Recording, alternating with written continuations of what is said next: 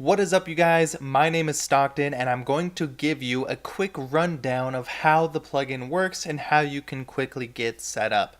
So the first thing after you have installed the plugin and logged in and you navigate to a page, the first thing you'll notice is if the Funnelytics script is there or not. If it is not, you won't see any of this and it will say no script was found or no project was found on this page.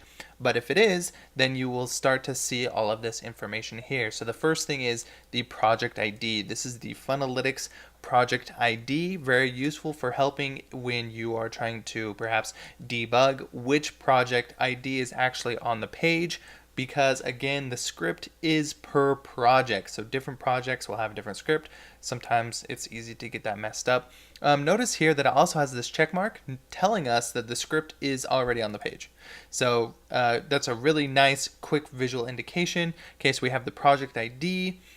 Just a quick tour here. We have the action generator to help you create Funnelytics actions. This is the script that we will use. And then some helpful links down here. Here are the saved actions. So from actions, you can actually just hit save. And as an example, I'll just save it. Comes over here to saved actions. I can also delete this. Next, we have links. This is for helping to create links with UTM parameters. So right here in this URL, I can just hit this plus, and it's going to pull in the URL of the page I'm on. You can see it matches up there.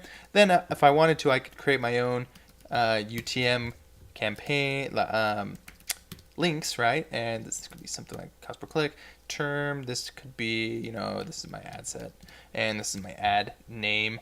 And of course, you can use custom key and custom value. Now, to make this super easy, you'll notice that these plus signs popped up. If I want to use these as quick drop-down items from a menu, I can just add these, and then those now appear right here under saved parameters. So you can see all of these ones that I just saved are now accessible. If I come back, let's clear that. Let's add the URL.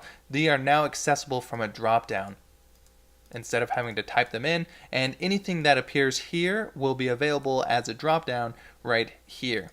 Then, of course, once I have this link, I can copy the parameters, which is everything after the question mark, not including the question mark, and save it. I want to be able to reference it later and use that later. Also in save links, you have export as CSV if you want to list out all of your links that way. Now, integrations play off of actions, saved actions to be specific. So let's go ahead and save this one more time. Let's choose this a purchase and let's hit save. Okay, so integrations now play off of saved actions.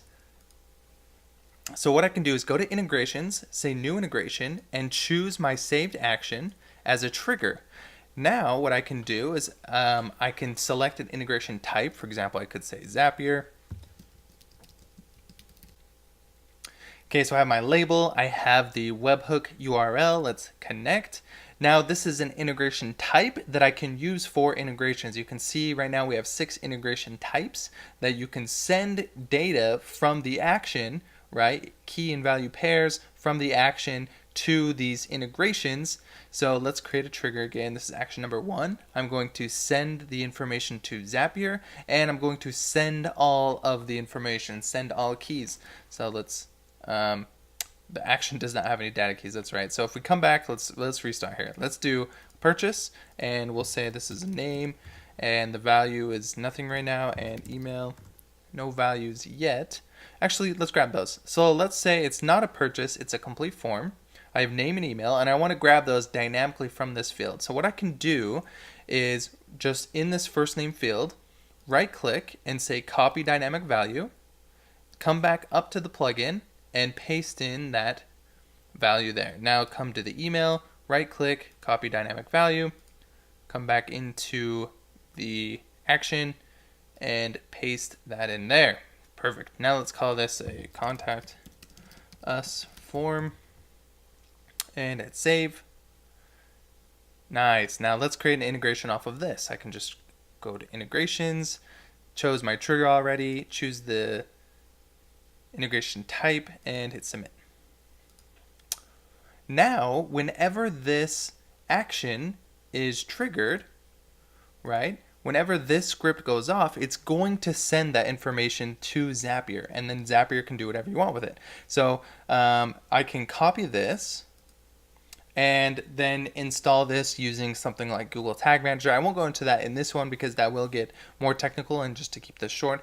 But now I just need a way of firing this script, and I can literally integrate any of my forms, any of my different places I can trigger actions, integrate those with tons and thousands of different third-party services through Zapier and our other built-in integrations. So there it is. That is a quick overview of the Chrome plugin. We've got actions, links, and integrations. You can see how these would be really powerful, and you can add tons of different integration types.